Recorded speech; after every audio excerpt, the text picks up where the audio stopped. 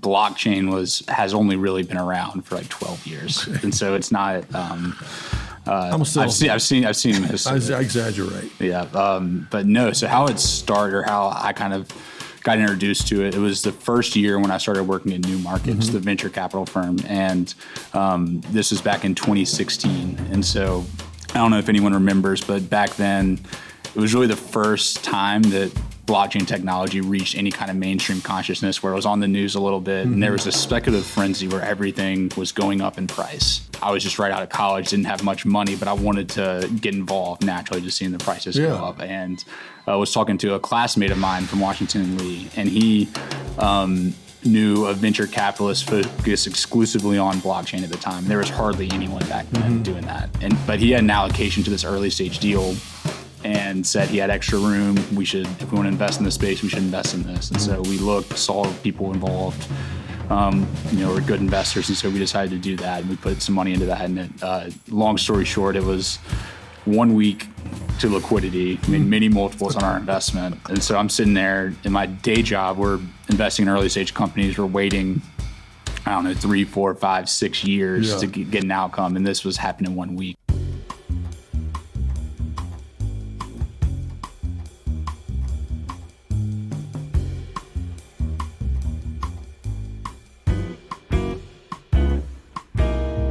Welcome back to Noob School. This is where we interview successful business owners, and we dial it back to the beginning and figure out what they did to make their revenue grow.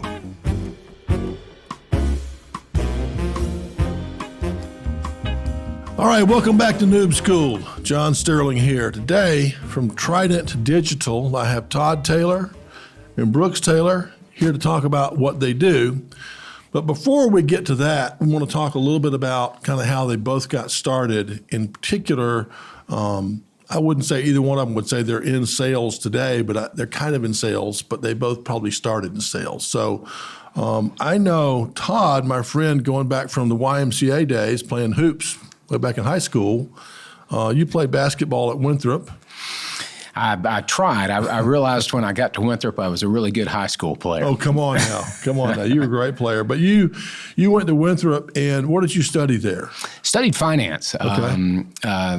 Again, what I knew at that time was basketball, but I figured out I better figure out a way to earn a living. So I have an accounting and a finance degree. Okay. And actually, after achieving the degree, I didn't like the profession. And so I did, to your point earlier, got in right out of school into a sales career. Really? Okay. Had opportunities to get into finance. I remember getting an offer, I think at that time, and what was it, 1783 or 1883 when we graduated. I had an offer with a management company of IBM, and that was kind of like a really cool gig. But I decided it was too much like the military, and it was going to be, 2 years at this position, 2 years in that position, and more of a bureaucratic thing. And I had an offer to join a small financial printer, and elected to go that route. Interesting. Now, was that in this area? It was in Charlotte. Okay. In Charlotte, North Carolina, and really lucky, and it was a check printing company, and I started there when regional banking, particularly NCNB at that time, or North Carolina National Bank, was acquiring other banks, and my territory was growing so fast that with a $30 million company based in San Antonio, my territory within a couple of years became bigger than that, and I just really rode a wave. So got kind of lucky. Yeah, that was a wave. It was. That probably won't mean much to the kids coming out of school today, but back then, as I recall, John Collins doing the same thing, right? It was helping these smaller banks get their checking orders and all that stuff in play. Is that right? Yeah. It was just, they had a need for banks, and even today, some people still write checks, not this age group, but certainly I do. And, it was a check printing company that a third party, did the printing and the micro encoding and the efficacy of that for banks. Right. And so, you would have a printing plant that would produce these checks, And you had people like me that would go knock on doors of banks of trying to convince them that your checks were better than someone else's. Right. And so what was the sales training like that you got at that company?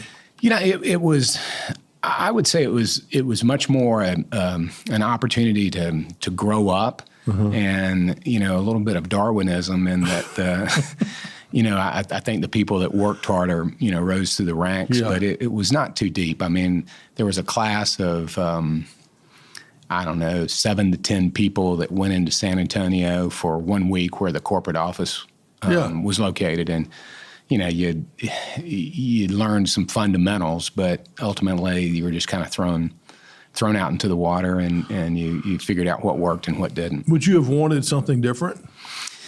You know, at that time, you probably would have wanted a little bit more formalization, a little bit deeper to equip you. But looking back on it, no. I mean, you know, It worked out for you. Well, I think that it's just like anything. And you can name, you know, whether it's a coach or whether it's a mentor. I had some fabulous mentors along the way at that company that, you know, saw that, okay, if you're putting in the extra hours, let's give him some help. And so, you know, I did have great mentorship. I would say that was stellar. The formalization of the training was probably. Well, I'll say, just for the sake of the noobs that are watching, you know, we all have these decisions to make, and probably we're not going to make all the right decisions. But if you make a few good ones, that's usually enough. And you certainly made one good one to go with the smaller company versus something that kind of gave you the willies, right? Because that was one thing. You probably wouldn't have been so happy if you'd have gone to the big old company. Yeah, you know, and I think it's individualized. I mean, you got to understand, you know, not everything that you want to do your entire career.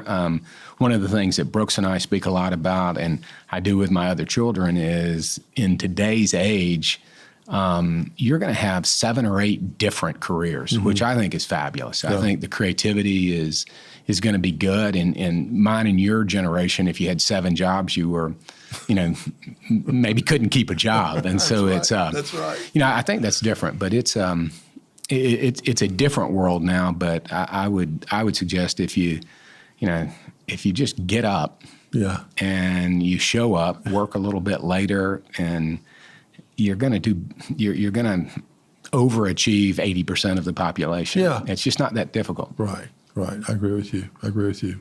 Well, Brooks, what about you, man? I know you went to an outstanding high school. Yeah, that's right. Christ Church. And Same as me, right? Yeah, that's right. Right. And then you went to Washington Lee? Yeah, so I went to Washington Lee and studied accounting and business as well. And so I wasn't, like a lot of my friends, wasn't sure exactly what I wanted to do after college. It seemed like the most common route was to go into investment banking, and for my major anyway. And so I was looking at that, but then just talking to some of my older classmates who had done the same path, it wasn't that interesting to me. And so fortunately, I came across a program called Venture for America. It's a really cool program. So it's, in short, it's kind of like Teach for America, but instead of placing fellows in schools in developing areas, it puts them in entrepreneurial type roles. How did you find that? They just came to my college, and I just saw it literally on the job board, and then on campus. On campus, that's right. And then talked to some people who had done it, and it just made a lot of sense to me. And so I got into that program, and through that program, came across an opportunity with a venture capital firm called New Markets Venture Partners. And so we just invested in early stage technology companies. And so it was kind of the best of both worlds, because I got the finance part of it and also was working with early stage companies. And it was a situation, there were 5 partners, and they all really smart, accomplished people. They, you know, Ivy League business degrees, stuff like that. And then me, just coming straight out of school with no experience. And so I got to do a lot of things I didn't deserve to do at that stage in my career, which has served me pretty well since then. Good. And was that mostly in the West Coast? So we were located in Washington, D.C., but a lot of our portfolio companies were in San Francisco and Denver, LA. So yeah, I mean, our portfolio was kind of scattered across the country, but a lot of the companies we were looking at were in San Francisco. And then actually, I worked for New Markets in D.C. for 2 years, and then moved out to San Francisco and stayed with them working remotely in San Francisco, where a lot of our deal flow was coming from, for a year before I moved on to my next role. Well, very interesting that you both kind of held out for something that got your interest before you just went and found a job, which I think is great. I've seen, it's one of the things we counsel on Noob School, Todd, is that the worst thing you can do, maybe the worst thing, is to find a job out of school that you like just enough to stay with your whole life. Where you're just kind of stuck. Yeah. You've been there too long to leave and all that kind of stuff. And I've seen people like that, friends of mine. They're just kind of like, just they don't get any juice out of their job. Yeah, very much agree. I mean, I think it's if you're fortunate enough to, sit back and say, okay, what is it, not that you really want to do, but what do you enjoy? Yeah. And what's going to get you up in the morning, and, where is there an upend?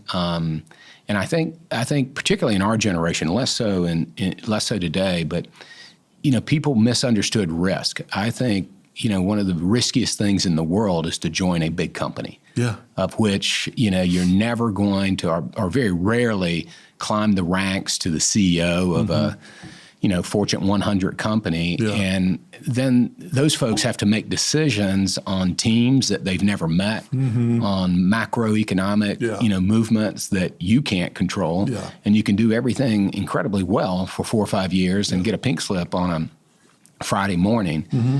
Whereas if you join a smaller company, certainly start something yourself, you get paid if you produce. Right. And if you're comfortable with, that dynamic, I think that's the least risky thing, one can do. So how long were you working at that company or in sales in general before you started your own company?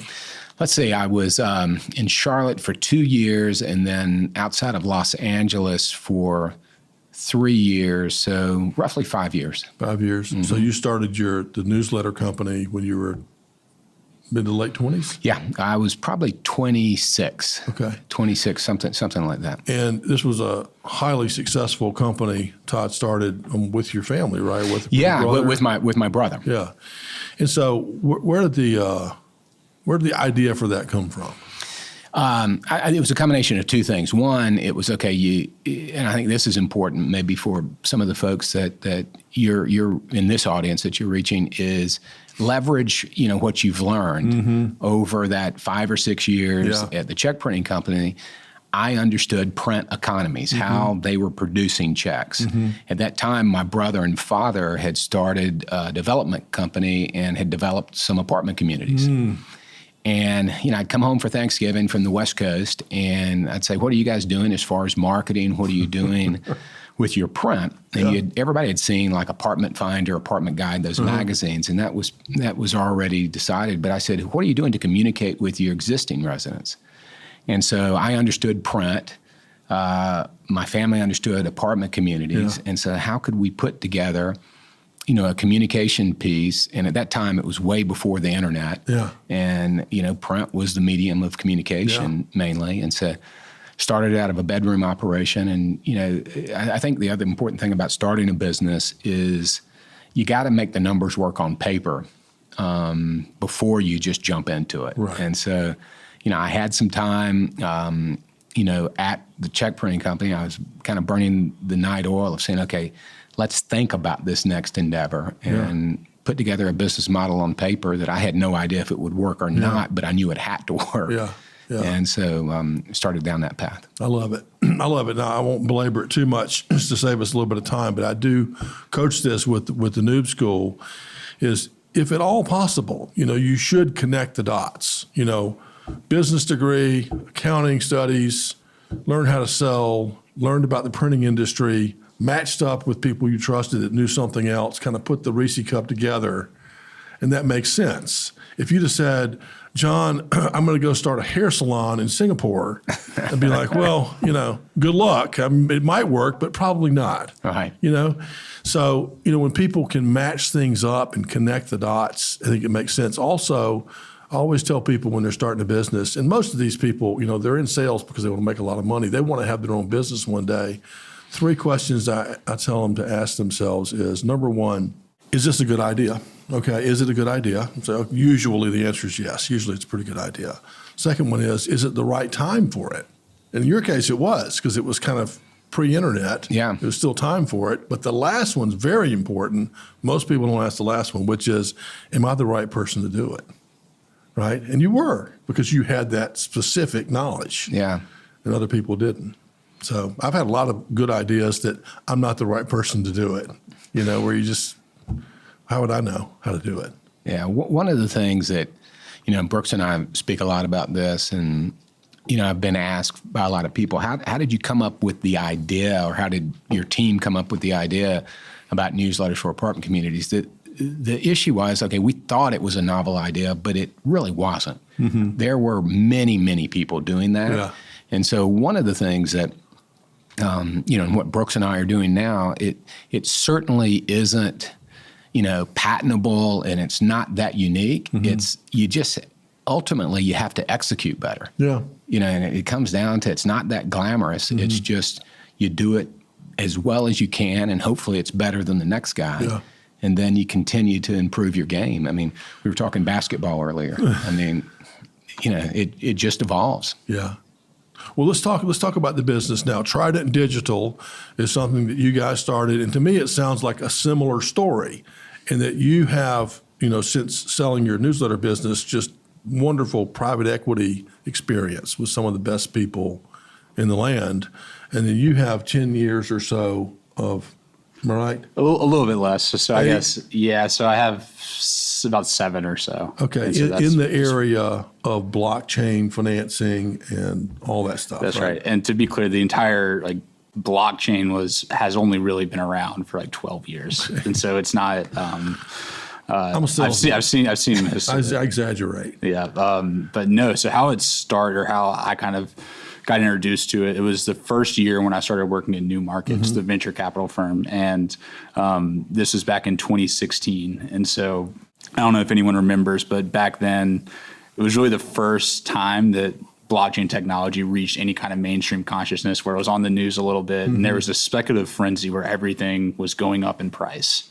And so I was just right out of college, didn't have much money, but I wanted to get involved naturally, just seeing the prices go up. And I was talking to a classmate of mine from Washington and Lee, and he knew a venture capitalist focused exclusively on blockchain at the time. And there was hardly anyone back then doing that. But he had an allocation to this early stage deal and said he had extra room. If we want to invest in this space, we should invest in this. And so we saw people involved. We're good investors, and so we decided to do that, and we put some money into that. And long story short, it was 1 week to liquidity, made many multiples on our investment. And so I'm sitting there in my day job. We're investing in early stage companies. We're waiting, 3, 4, 5, 6 years to get an outcome, and this was happening 1 week. And so it immediately drew our attention to this space, and we started spending 20, 30 hours a week outside of our day jobs, investing in, trying to find as many early stage opportunities as we could and participate in those. Seeing it initially as a short-term money-making opportunity, we thought that 99.9% of what we were looking at would eventually go to zero. But as we spent more time digging into the technology, looking at these projects, we realized this is a really big deal. The underlying technology was definitely here to stay. And it was going to, really the best comparison is kind of what the internet did with information, just digitizing it and democratizing it. We thought this was going to do for finance and financial services. And it's actually much broader than that, which we can get into. But so a year and a half later, so once the market inevitably corrected and everything kind of crashed, we put our heads together and thought, okay, how can we really capture the long-term growth and adoption of the technology without being overexposed to any individual opportunity? Yeah. And the other big thing is just figuring out who the smartest people in the space were. And just because there was a tight-knit group of investors, they were investing in the same things together, and it was working out whenever they did. And so we worked really hard to identify who those people were and just following what they were doing. Okay. And so spent kind of in the meantime, I was, as I mentioned, spent 3 years at New Markets Venture Partners. Then I took a job as chief of staff to the CEO at a company called Capato out in San Francisco, and we just sold DevOps software. And it was kind of a startup when I joined. We were less than 50 people, but when COVID hit, comes 2020, a year and a half later, we had grown to over 250 employees. We had recently raised it over $1 billion valuation. I didn't feel like I was adding that much value anymore. And then COVID kind of turned San Francisco upside down, unfortunately. And so my wife and I, we were ready to get out of there. Yeah. And this is the point when it was kind of, I mentioned in 2017, 2018, the crypto markets had started to just steeply correct. They did that and then just kind of stayed flat for about 2.5, 3 years. At this point, they had finally started to recover a little bit and gain some momentum, and real products were actually launching that people were using. And so I thought, okay, I'd move back to South Carolina. You were launching a family office. I was going to help you do that. I'd manage my individual portfolio of digital assets. And then we were, meeting with some different financial advisors in the area. And I think that kind of convinced you. You saw the demand for people that wanted exposure to the space, but didn't know how to get it because there was really no safe way to do that. And I think a lot of people can recognize the promise of the technology, but there's also so much noise around it, and there's a lot of fluff, particularly in up markets. And so we thought we could kind of help cut through the noise. And really what we're adding is we're gaining access to opportunities, diligencing them, and then we're just, people know they can trust us that they're investing with us. So just to summarize that a little bit for the folks at home, Trident Digital is a private equity company that you guys started specifically to invest in crypto, blockchain, smaller companies, right, that might grow big? A lot of it's smaller companies because everything's kind of emerging right now, but just generally we're capturing exposure to the space, just the most promising. Can you give us an example of one of them that somebody might know what it is, like that's in use right now? Sure, yeah. So I think one of our first investments is in a private company called Miston Labs. And I don't know if anyone's heard of this, but back in 2015, Facebook hired this kind of all-star group of blockchain developers to build out what they were calling the Libra blockchain. And so it's going to be the Facebook blockchain. And, they made a ton of research, developed some pretty cool things. But for regulatory reasons, they were not able to push anything out. And then so they tried to rebrand it a couple of times. And really, it was kind of this 5-year back and forth where they were never able to push anything out. And so the team, kind of the core team, they left and launched Miston Labs. And basically what their mandate is to create infrastructure for Web3. And so basically right now, the tooling just isn't there for ordinary people to use blockchain technology. And eventually, we think this is going to catch mainstream adoption, but it's going to have to happen where people aren't even knowing they're using it. It's going to have to be just embedded in their phone. And they're launching a series of products like that. And so the first product is a general purpose blockchain called Sui. And I don't know if people have heard of Ethereum, but it's a smart contract general blockchain, but it's designed specifically for internet applications as opposed to financial applications. And you need things like really fast finality. And like I said, it needs to be easy for normal people to use. To do like a financial contract between parties. Yeah, sort of if you think of like a video game, there's so many different transactions you would do that on current blockchains, it would be too expensive for it to be practical for anyone to use that. But this makes it possible to do that. And the big thing is the programming language. This might be getting too far in the weeds, but the programming language, it makes it easy for any Web 2 developer just to come over and build Web 3 apps. And that's a big differentiator. But we realized how smart the team was. And then they're really one of the best teams in the space, and then who the investors are. And that's what we spent so much time doing, is identify who the smartest investors were. And the people investing alongside us are Andreessen Horowitz, Lightspeed Ventures, and those are two of the best venture firms in the world. And then you have Coinbase Ventures. Coinbase is the biggest crypto exchange in the world, and they have millions of users. FTX Ventures. FTX is one of the other really big exchanges with millions of users, and they are actually writing the biggest check they've ever written into anything into this round. And then Binance, actually, after we made the investment, this is kind of the third giant in the exchange space. They also just wrote a big check to it. So you have all these. It's kind of crazy when 2.5 years ago when Brooks, well, it goes back further than that. I was saying, take your money, put it in real estate, allocate it. This is a pump and dump scheme. And so, when I finally dug in, when some very trusted people that I know started talking about the growth rate of this technology, the internet kind of flew by, and I still had, my brother Shane and I had 37 fax machines set up in our company, while we could have taken all this stuff online, a year earlier than we did. But nonetheless, this technology is growing at a rate. And so for clarity, Trident Digital, it's similar to a private equity company, but it's a fund. So what we do is we go out and we've put a lot of our own money into it, but we go out with accredited investors. We raise a little bit of money through each of them, and we pool that money. And what we bring to them and what we think we bring to the market of why we're doing what we're doing is, to Brooks's point, it's number one, trust. There's a lot of people in this space that have ridden the wave, but we ran into something 3 or 4 weeks ago that you can't believe it even exists, because it makes Madoff look like a real stellar investor. And there's just all kinds of pump and dump stuff. So the technology's growing. There's a huge opportunity to ride this technological growth. But number one, invest with people that have a track record, and integrity matters.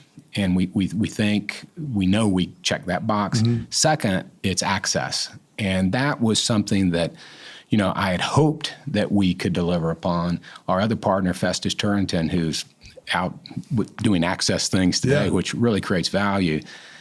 These guys travel all around the country, and what Brooks told you about his Miston Labs, none of our LPs would have known that name. They wouldn't have known how to diligence it, but there's this real opportunity or a shot at the hoop with a well-allocated fund. So access, trust, and then finally, we're a capital allocator. So it comes down to allocation. And so, we're not going to bore your listeners with how we allocate the capital, but investing 101 is much more about allocation than acting like you can time it, acting like you can always pick the right horse, because you can't. But in this space, we think, we're convinced of the growth rate, and with a well-allocated portfolio, we think every accredited investor ought to have a small allocation to the space with a trusted advisor. Well, I think you're right. I think you guys are on to something great. I mean, this is definitely a market that's coming like a freight train. The question is, you need a guide, really, like you guys, a guide to figure out where to put your money and how to get in, without getting taken to the cleaners. Do you have anything, Todd, if you were going to go out and hire a salesperson for your company, a salesperson to go raise money from investors, I guess, would be your thing, or whatever, but what would you be looking for in a salesperson? I think part of it is, just the actualization of who you are.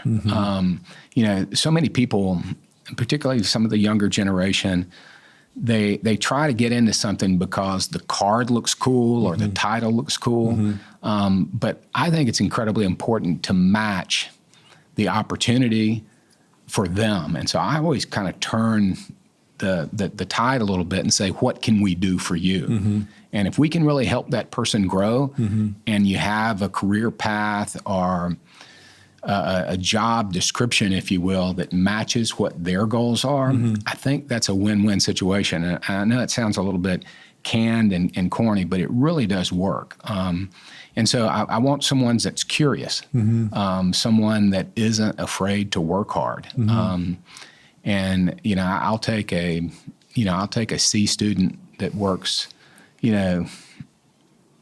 6 to 9 every night than an A student that plays office. And I think a lot of it is to match what that individual really needs to do with that period of their life. I've often said that you can have it all in this life, you just can't have it all at one time. And so I think it's very important for the young folks out there today that they pick a path that is curious to them. Well, Todd, that's I think a great answer. Sounds like you're looking for, first of all, character of the person. That's the kind of character you'd want working at your place, and then that there's a natural match. That they literally, what they're looking for is kind of what you're offering. Right. And I coach that all day long, that I want people to show up at the interview first of all, they already should know this is the kind of place they want to work, and they should be themselves. Because the last thing I want to do is trick Todd into hiring me and then make him fire me, a month later. Yeah. He figures out who I am. But just to tie things up, if somebody wanted to contact you folks to talk about investing or learning more about your business or working there one day, Brooks, what would they do? So you can reach out to us if you just go to our website, which is trident.digital. You'll see there's an email there where you can send any request, and that comes directly to us. And so please feel free to reach out. We're happy to answer any questions. And then I guess the one thing I'll say is if you are, dig into this and go in with an open mind, because there's so much, for lack of a better word, garbage in this space, 99% of it plus. But there is a lot of promise here, particularly for people early in their careers. Yeah. There really is a ton of opportunity. Yeah. And so I think just keep an open mind, look into opportunities because there are a lot of them there. And that's really what we need to move the space forward is talented people to come build real things that people need. Right. And I would add, it's very similar to the private equity world. In the last 30 years, it's just gotten more efficient. Mm-hmm. Used to be, it was a little bit like shooting fish in a barrel, mm-hmm. in that there were only 30, 40 private equity companies. Today, there's 3,000+. Mm-hmm. And so the market in private equity is much more efficient, not totally efficient, but much more efficient than it was. This market is incredibly inefficient. Mm-hmm. There are opportunities with an asymmetric return characteristics that, okay, you can invest in this space in a well-allocated model. And our thesis, anyway, is, okay, you might lose half your money if the sector totally blows mm-hmm. up over a 7 or 8 year period. We obviously don't think that would happen because we wouldn't be doing it if we did. Yeah. But we also look at the growth rate mm-hmm. and the adoption rate and the regulatory overhang, which from a regulator standpoint, as soon as more regulation comes into the space, mm-hmm. the whole water is going to rise and the tide is going to rise. And so we think there's an opportunity to, make an incredible return on your investment relative to maybe losing half of it. I've often said it baffles me as to why people invest in things that they can make 2 times their money, but they can lose all of their money. That doesn't make sense. Yeah. If you can lose all of your money, you better be betting on making 100 times your money. Yeah. And so this is one of those opportunities that we feel anyway, that with a well-allocated model, you're going to get some shots at the hoop that you've really got a chance to do well. And from a curiosity standpoint, this is a field that I've never seen anything like it. I mean, every day, Festus Brooks and I and the network that we've built, we're exchanging podcasts, we're exchanging data that is just the pace of growth mm-hmm. And what is happening right now. IBM, the first 3 pages of their website now is on different blockchain, supply chain technology. Everyone's getting into it. The banks, people out of school that used to be in, finance, medical, law, or whatnot. That's still popular, but a lot of folks are joining these startups because of the, just the pace of this opportunity. Well, that's great. Well, thank you guys for coming and sharing all that with us. Again, we're talking about an opportunity like, the internet, before the internet was cool, or even computers, and software back in the early 80s when Apple came out and all that stuff. So y'all are navigating that, and I encourage all listeners to at least check out the website and see if there's any matches there. But thanks for being here, and best of luck with your new venture. Thanks, John. All right. Thank you. Thank you.